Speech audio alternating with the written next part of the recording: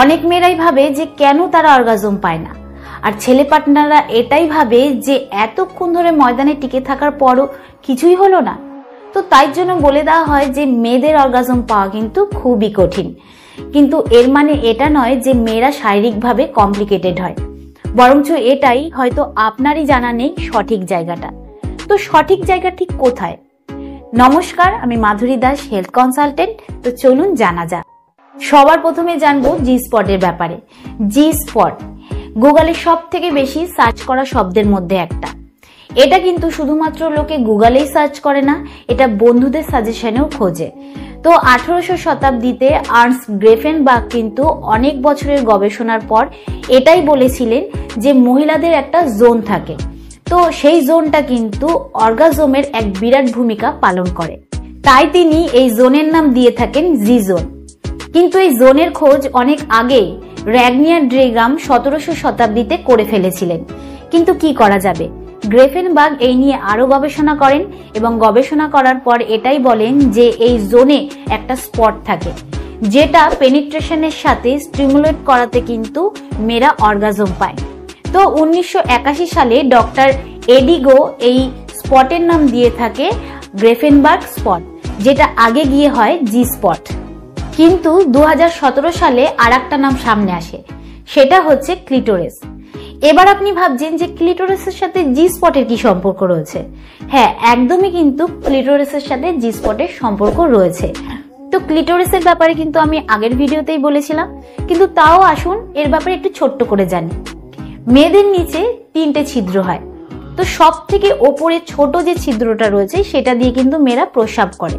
তো মূত্রনালীর যে ছিদ্রটা রয়েছে ঠিক তার ওপরে ছোট মতন উঁচু মতন যে জিনিসটা রয়েছে সেটাকে ক্লিটোরিস বলা হয়। তো এই ক্লিটোরিসে কিন্তু যে নার্ভ রয়েছে সেই নার্ভটা ভ্যাজাইনার ওপেনিং এ টাচ করে রয়েছে। তো করার সময় যখন সেখানে স্টিমুলেশন হয় সেটাকেই কিন্তু জি স্পট বলা হয়। অনেক ছেলেরাই এরকম ভাবে যে যত সে ভেতরে ঢোকাবে, যত সে জোরে করবে, তত মেয়েরা স্যাটিসফাই হবে। তো এই কনসেপ্টটা কিন্তু সব মেয়েদের ক্ষেত্রে হয় না। সেটা কিন্তু বুঝতে গেলে আপনাকে মেয়েদের প্রাইভেট পার্টকে বুঝতে হবে।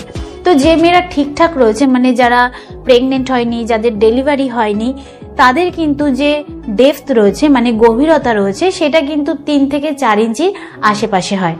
আর যখন কোনো মেয়ে উত্তেজিত হয় তখন কিন্তু সেটা বেড়ে 6 ইঞ্চির কাছাকাছি চলে যায়। এটা কিন্তু ডিপেন্ড করে হাইটের ওপর, যে সেই মেয়েটা কতটা লম্বা। আর যদি সে অনেকটা লম্বা হয় তাহলে কিন্তু সেটা ম্যাক্সিমাম 6 ইঞ্চি পর্যন্ত বাড়ে। তো এটা কিন্তু সবার ক্ষেত্রে হয় না, এটা ডিপেন্ড করে যে সেই মেয়েটা কতটা উত্তেজিত হয়েছে এবং তার বডি কতটা ফ্লেক্সিবল। তো যদি আমি কথা বলি তৃপ্তির বা সন্তুষ্টির, তাহলে মেয়েদের যে প্রাইভেট পার্ট রয়েছে মানে ভ্যাজাইনা রয়েছে, সেই ভ্যাজাইনার শুরুতেই 2 থেকে 3 ইঞ্চি যে অংশটা রয়েছে সেটা খুব সেন্সিটিভ থাকে, কারণ ওই ভ্যাজাইনার ওপেনিং এ কিন্তু ওপরের দিকে ক্লিটোরিস থাকে। আর ক্লিটোরিস যে সেন্সিটিভ নার্ভগুলো রয়েছে সেটা ভ্যাজাইনার ওপেনিং কে টাচ করে থাকে, তাই জন্য কিন্তু সেই জায়গাটা সেন্সিটিভ থাকে। তো এটা কিন্তু ক্লিটোরিস। তো দেখুন ক্লিটোরিস কিরকম দেখতে হয়, ঠিক এরকম কিন্তু ক্লিটোরিস দেখতে হয়। আর ধরুন এটা আপনার ভ্যাজাইনা, তো এই ভ্যাজাইনার ওপেনিং এ কিন্তু ঠিক এরকম ভাবে ক্লিটোরিসটা থাকে। আর ক্লিটোরিসের যে সেন্সিটিভ নার্ভগুলো রয়েছে সেটা কিন্তু ভ্যাজাইনার ওপেনিং কে টাচ করে থাকে, যার কারণে ভ্যাজাইনার এই আসসালামু আলাইকুম অল ইউটিউব গাইস, ভিডিওটি যদি ভালো লাগে অবশ্যই লাইক শেয়ার করবেন। পুরোর 2 থেকে 3 ইঞ্চি জায়গাটা কিন্তু সেন্সিটিভ হয়ে থাকে।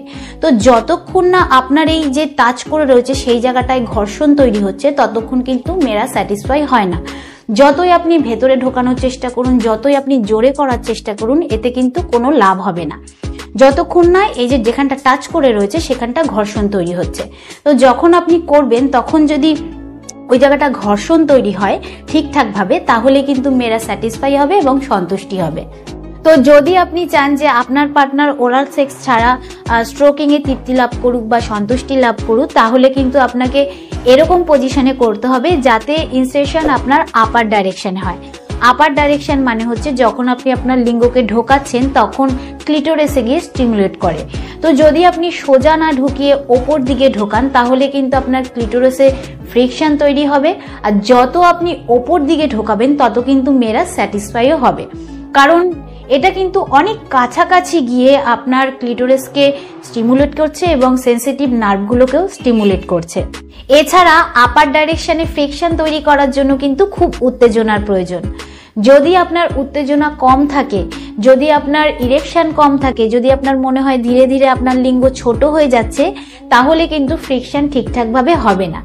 এর জন্য কিন্তু যে নির্দিষ্ট পজিশন রয়েছে সেটা আপনাকে ট্রাই করতে হবে। এতে কিন্তু ইনসেশন আপার ডাইরেকশনে হবে, আপনার লিঙ্গ সোজা হয়ে ঢুকবে না, আর ঘর্ষণও খুব ভালো হবে। তো আমি আশা করব যে এই ভিডিওর দ্বারা আপনি উপকৃত হবেন। তো ভিডিওটা কিরকম লাগলো অবশ্যই কমেন্টে জানাবেন। আজকের মতন এতটুকুই, আবার দেখা হবে পরবর্তী ভিডিও নিয়ে। নমস্কার।